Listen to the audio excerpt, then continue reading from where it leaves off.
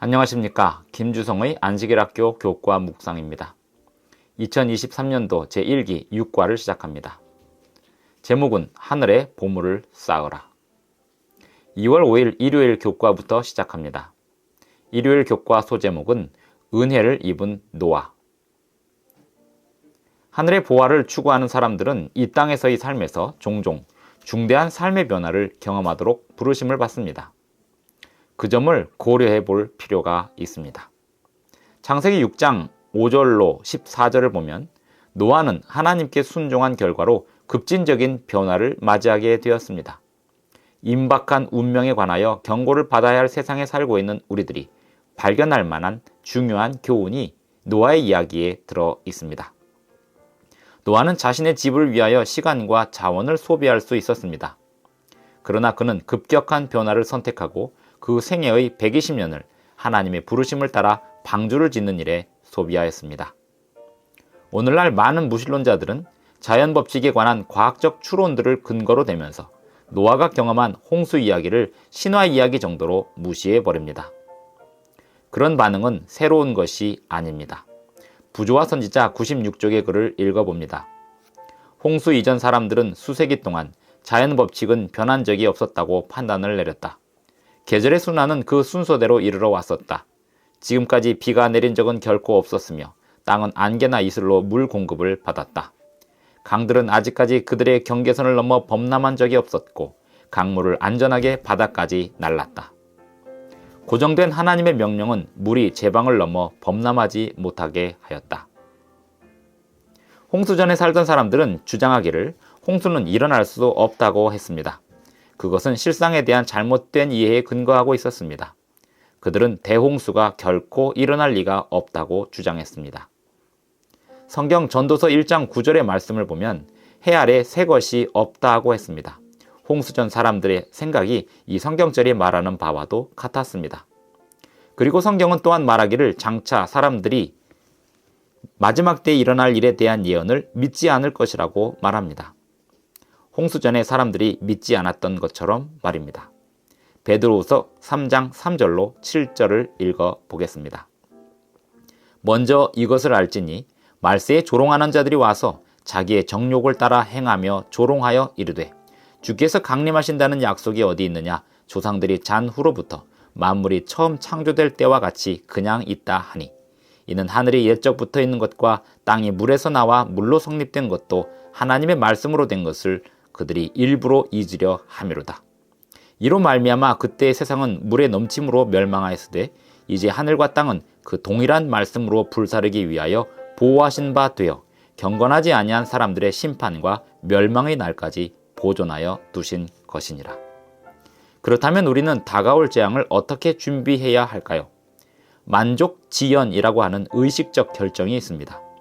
이것이 의미하는 바는 기본적으로 이렇습니다.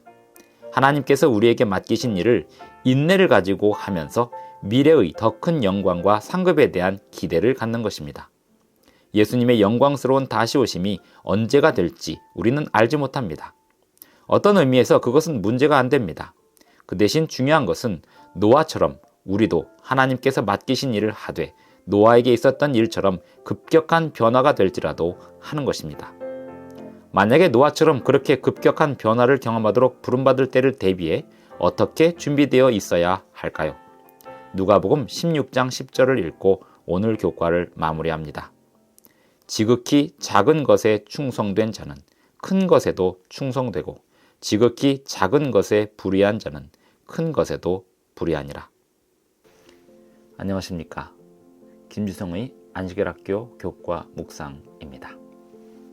2월 6일 월요일 교과입니다. 제목은 믿음의 조상 아브라함.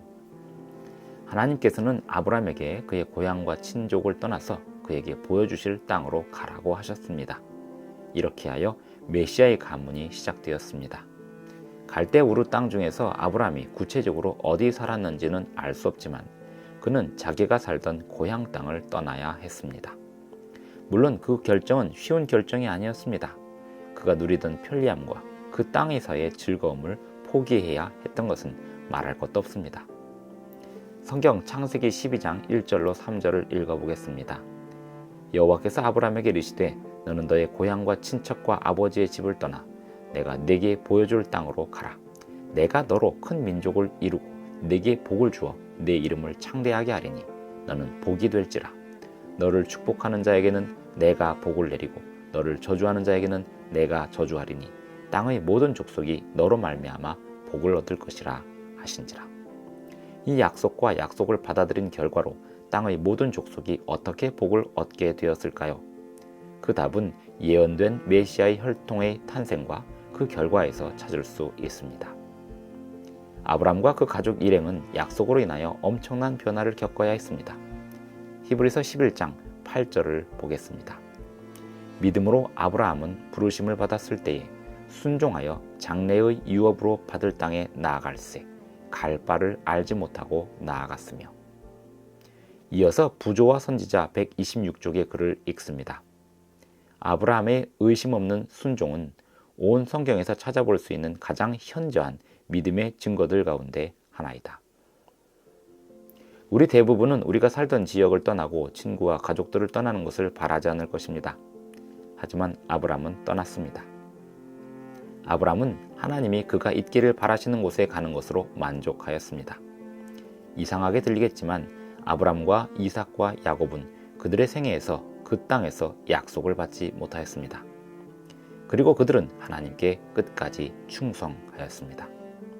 히브리서 11장 8절로 13절을 보면서 그 성경절에서 오늘날 우리는 어떤 교훈을 얻을 수 있을지 묵상해보면 좋겠습니다. 히브리서 11장 8절로 13절 중에서 8절 9절을 봅니다.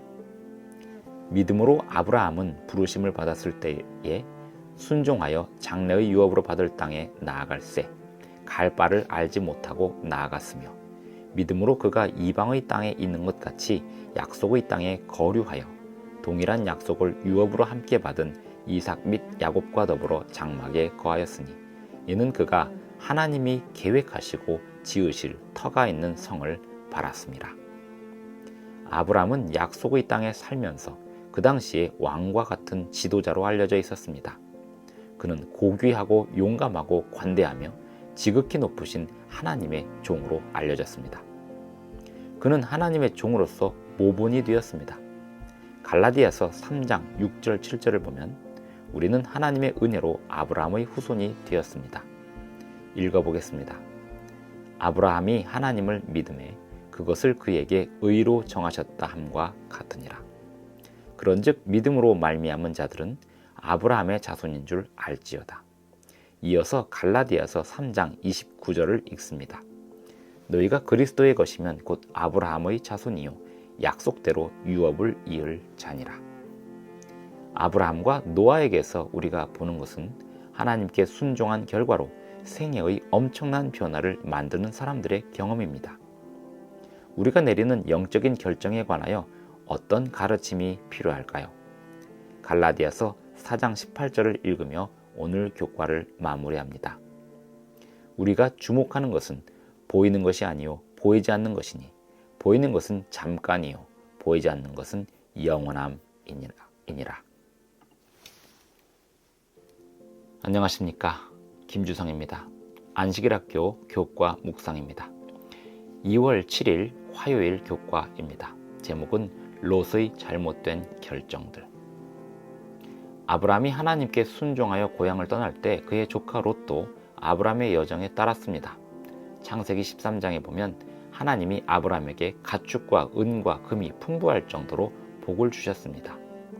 가축은 당시 문화에서 부를 나타내는 주요 척도가 되곤 하였습니다. 롯도 양과 소와 장막이 있었습니다.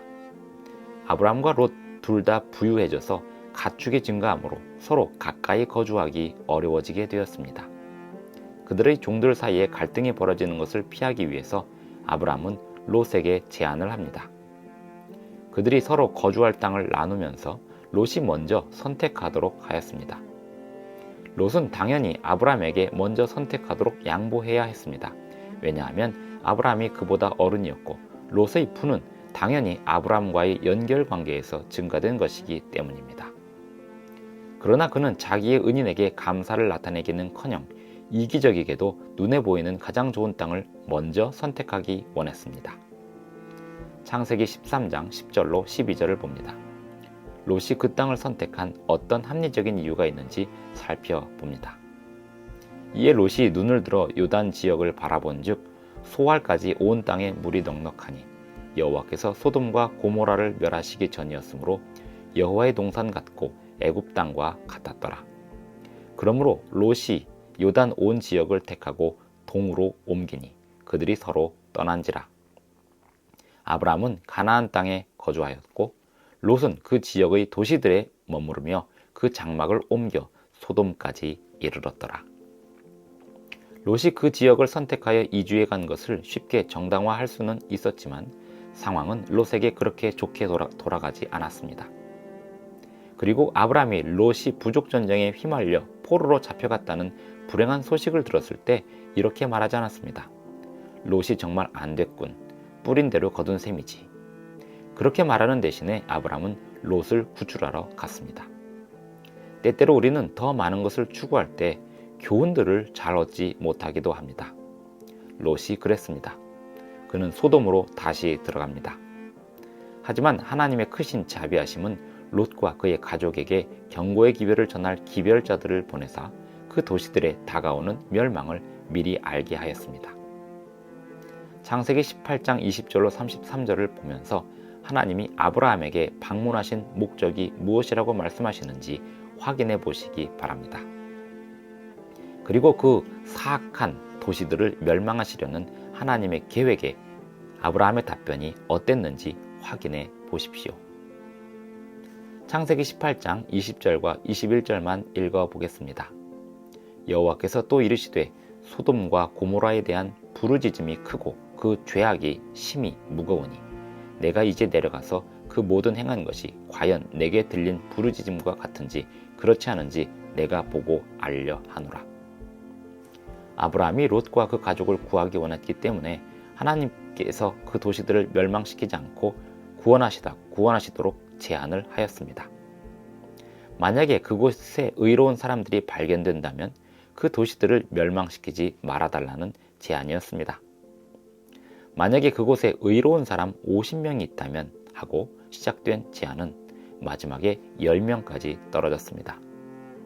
사랑의 하나님의 성품대로 하나님은 아브라함의 요청을 끝까지 들어주시고 그 요청이 멈출 때까지 자비를 베풀기를 멈추지 않으셨습니다. 그 도시들의 의로운 사람 10명이 발견되면 그 도시들을 멸하지 않으시기로 하신 것입니다. 그러나 상황은 그보다 심각했습니다. 예수님과 두 천사들은 결국 롯과 그의 아내 그리고 두 딸만을 그 도시들에서 이끌고 나오게 되었습니다. 하지만 롯의 아내는 끝내 그 성의 미련을 버리지 못하고 뒤를 돌아보다 소금 기둥이 되었습니다. 롯이 소돔에 들어갈 때는 부유했지만 나올 때는 빈손으로 나왔습니다. 우리가 내리는 결정에 대하여 고려할 만한 큰 교훈이 들어 있습니다. 특별히 큰 그림을 보지 못하고 단기간의 이익을 고려하는 결정을 할 때면 더욱 그렇습니다. 안녕하십니까? 김주성의 안식일학교 교과 묵상입니다. 2월 8일 수요일 교과입니다. 제목은 속이는 자에서 성공한 자로. 어린 야곱은 하나님을 두려워하고 사랑했습니다. 그렇지만 그는 어머니 리브가의 제안을 받고 그와 모의한 대로 아버지를 속이고 그 복을 물려받았습니다. 그 결과로 그 이후의 삶은 궁지에 빠지게 되었습니다. 도망치지 않았다면 어쩌면 일찍 죽음에 직면했을지도 모릅니다. 리브가는 야곱에게 말하기를 라반에게 가 있으라고 했습니다. 그리고 거기서 얼마 동안 거주하라고 하였습니다. 형 에서의 분노가 풀리기까지 기다리고 있으면 사람을 보내어 다시 부르겠다고 하였습니다. 야곱은 결국 20년을 떠나 있게 되었습니다. 그리고 어머니를 다시는 보지 못했습니다. 창세기 32장 22절로 31절을 보면 야곱이 고향으로 돌아오는 길에 하나님의 사자를 만나서 밤새 씨름하는 장면이 나옵니다. 야곱은 자기를 죽이러 온 자객인 줄 알고 싸움을 시작했으나 밤새 싸우다 보니 상대가 사람이 아니고 하나님이 보내신 분임을 알게 되었습니다. 부조화 선지자 197, 198쪽을 읽어봅니다. 이 죄 많고 잘못이 많은 인간이 겸손과 회개와 자기 포기를 통해서 하늘의 임금과 겨루어 이겼다. 그는 하나님의 약속들을 떨리는 손으로 붙잡았으며 사랑이 무한하신 분께서는 이 죄인의 호소를 물리칠 수 없으셨다. 속임수로 장자의 명분을 빼앗은 죄가 이제 그의 앞에 분명하게 드러났다. 그는 하나님의 약속을 신뢰하지 않고 하나님께서 당신 자신이 정하신 시간에 당신이 정하신 방법으로 이루실 그것을 자기 자신의 노력으로 이루고자 했었다. 야곱은 그의 영혼이 오랫동안 갈망하던 복을 받았다. 대신 들어앉는 자요 속이는 자로서의 그의 죄는 용서하심을 받았다. 창세기 29장 29절로 33절을 보면서 다음 질문의 답을 찾아보겠습니다. 야곱은 가나안 땅에 더 이상 재산이 남아있지 않았음에도 불구하고 자신의 장래에 관하여 자녀들에게 어떤 지시를 하고 있나요? 야곱이 지시하는 그 묘지 굴에 누가 묻혀 있었나요? 야곱이 자녀들에게 그런 지시를 하는 이유는 무엇이었을까요? 읽어보겠습니다. 그가 그들에게 명하여 이르되 내가 내 조상들에게로 돌아가리니 나를 햇사람 에브론의 밭에 있는 굴에 우리 선조와 함께 장사하라. 이 굴은 가나안 땅 마므레 앞 막벨라 밭에 있는 것이라. 아브라함이 햇사람 에브론에게서 밭과 함께 사서 그의 매장지를 삼았으므로 아브라함과 그의 아내 사라가 거기 장사되었고 이삭과 그의 아내 리브가도 거기 장사되었으며 나도 레아를 그곳에 장사하였노라. 이 밭과 거기 있는 굴은 햇사람에게서 산 것이니라. 야곱이 아들에게 명하기를 마치고 그 발을 침상에 모으고 숨을 거두니 그의 백성에게로 돌아갔더라. 아브라함과 이삭과 야곱은 그들의 아내와 함께 모두 같은 굴에 장사되었습니다. 하나님을 향한 야곱의 신뢰는 굳건했습니다. 그리고 그는 자신을 이 땅에서 나그네와 순례자로 여기며 살았습니다. 실수에도 불구하고 야곱은 무일푼으로 집을 떠났지만 그가 가나안으로 돌아올 때는 부유해져서 올 수 있었습니다. 그리고 나중에 아들 요셉을 따라 애굽으로 갔었지만 그의 장래에 관해서는 하나님을 향한 굳건한 신뢰를 기반으로 자녀들에게 지시할 수 있었습니다. 우리가 실수함에도 불구하고 하나님은 여전히 우리를 복주십니다. 그러니 처음부터 실수를 피하는 것이 얼마나 더 좋을까요? 오늘날 어떤 선택의 기로에 놓여 있으십니까? 잘못된 선택을 하지 않기 위해서 어떻게 하는 게 좋을지 생각해 보시기 바랍니다. 안녕하십니까. 김주성의 안식일 학교 교과 묵상입니다. 2월 9일 목요일 교과입니다. 제목은 애굽에서의 모세. 모세의 등장은 성경의 초반부를 두드러지게 장식했습니다. 그는 하나님의 섭리로 살아남았는데 추진력 있는 어머니와 배려심 많은 누나의 기지가 활용되었습니다. 바로의 딸인 공주가 갈대상자 안에 담겨있는 아기 모세를 발견하였을 때 공주는 그 아기의 유모로 히브리인 엄마를 지정했습니다. 그렇게 하여 아기 모세는 다시 엄마 품으로 갈 수 있게 되었습니다. 공주는 아기를 돌보도록 하면서 그 자금을 대주었습니다. 애굽의 노예로 살아가는 히브리인 젊은 여성에게 얼마나 놀라운 기회인지요. 모세의 엄마 요게벳은 자신의 아이 모세를 가르치는 짧은 12년의 기간 동안 하나님께 기도하는 사람으로 가르치고 하나님을 신뢰하고 공경하도록 가르치며 섬김의 생애로 살기를 꼴짓도록 하였습니다. 그리고 수년 동안 모세는 애굽의 왕궁에서 교육받았습니다. 사도행전 7장 22절을 봅니다. 모세가 애굽 사람의 모든 지혜를 배워 그의 말과 하는 일들이 능하더라. 어른이 된 모세는 그의 삶을 바꾸고 역사의 방향을 바꿀 의식적인 결정을 하게 됩니다. 히브리서 11장 24절로 29절을 보면서 다음의 질문에 답을 찾아봅시다. 모세가 떠나야 했을 때 직면해야 했던 것은 무엇인가요? 모세의 입장에 서서 그가 결정하기 전의 상태를 생각해 보십시다. 그가 떠난다는 것은 무엇을 의미했나요? 떠남으로 인하여 무엇을 받아들이려 했나요?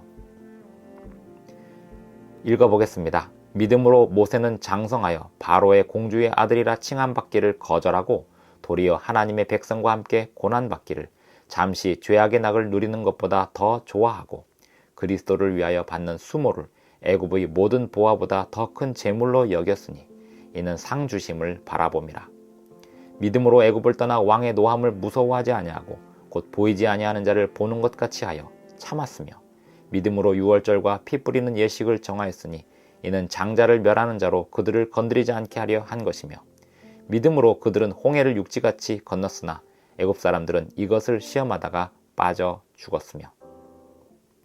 고대 세계에서 애굽은 당대 최고이거나 또는 가장 강력한 나라 중에 하나였습니다. 나일강이 애굽의 땅들을 비옥하게 했고 작물은 풍성하게 자랐기에 부유하고 강한 나라가 될 수 있었습니다. 모세 자신은 이 나라의 최고의 지위인 궁정에서 살았습니다. 모세의 젊은 시절 그를 둘러싼 애굽의 재물과 부유함이 나타내는 세상의 유혹이 얼마나 유혹이 되었을지 상상하기엔 어려운 일입니다. 확실히 모세 앞에는 존귀와 재물과 부유함의 유혹이 늘 자리 잡고 있었을 것입니다. 멸시받고 살아가는 노예 무리들의 틈에 자신의 전부를 던지느니 궁정에 살기로 선택하는 것에 정당성을 부여하기가 훨씬 쉬웠을 일입니다. 그런데 모세가 선택한 것은 무엇인가요? 도리어 하나님의 백성과 함께 고난받기를, 잠시 죄악의 낙을 누리는 것보다 더 좋아하기로 선택하였습니다. 고난에 대해서 생각해 보겠습니다. 출애굽기의 주요 장면은 모세가 당하는 시험과 시련입니다. 그리고 심지어 그가 모든 일을 마쳤을 때 약속의 땅에 결국 들어가지 못했습니다. 하지만 마지막에 모세가 올바른 결정을 내린 것이었음이 드러납니다. 비록 종종 자신의 선택에 대해 의문을 품는 시간이 있었을 것이 분명하지만 그럼에도 불구하고 올바른 결정을 내린 것이 맞았습니다. 세상의 관점에서 보면 모세는 애굽의 궁정에 사는 것이 나았을 것입니다. 그러나 이 세상 너머의 실체를 알기에 모세가 바른 결정을 한 것임을 알 수 있습니다. 세상의 유혹을 받을 때 우리는 어떻게 큰 그림을 항상 간직하고 있을 수 있을까요? 그렇게 하는 것이 왜 그렇게도 중요할까요? 이 질문을 생각해 보기를 바라며 이번 과를 마칩니다. 교과책 금요일에 소개된 부조와 선지자의 글을 찾아서 읽어보시기를 바랍니다.